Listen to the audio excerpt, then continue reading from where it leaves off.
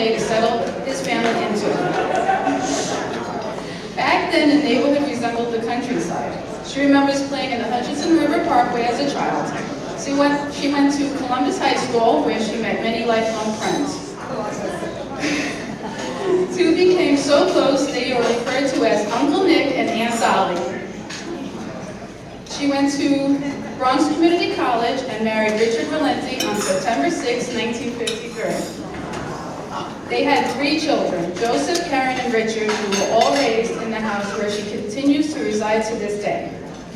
Alongside with 10 other wonderful women who knew that their kids needed to be engaged, they started the St. Teresa's Catholic Youth Organization. She formed a group, and on every Saturday they would go to the Botanical Gardens from March until October, where the kids learned to plant seeds, take care of crops, and reap the rewards in the fall. Every Friday in July and August meant trips to ride playland. Then there was the Friday night swims at the Mount Vernon YMCA, the plays Bye Bye Birdie and Damn Yankees, just to name a couple. As for the adults, there were trips to Westbury Music Fair and Jones Beach Theater. She covered it all, kids to adults. Anita also wore many hats: real estate agent, music publisher, and part owner in a luncheonette with her sister and 2 friends. She was one of the founders of the Pelham Bay Taxpayers and Civic Association in the 1960s.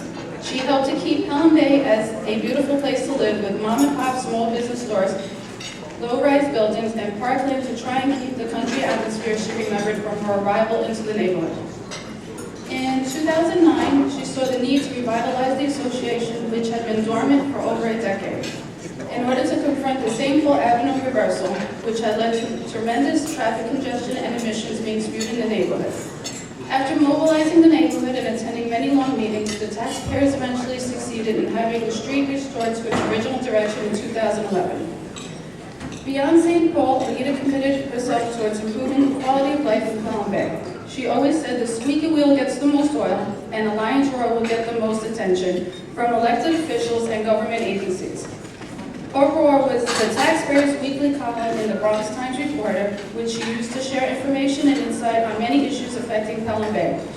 She served as vice president and later president of the Pelham Bay Taxpayers, achieving real results for the neighborhood, including the closure of the brothel, posing as a massage parlor, a redesign, and greater security protection for Teen Square Park, and needed drainage improvements to Colucci Park. She also kept a watchful eye on her community when dealing with graffiti, overbuilding, parking, and traffic issues.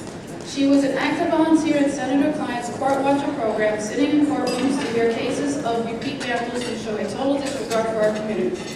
Anita has lived in Pelham Bay for 72 years and has always fought for the best of her community.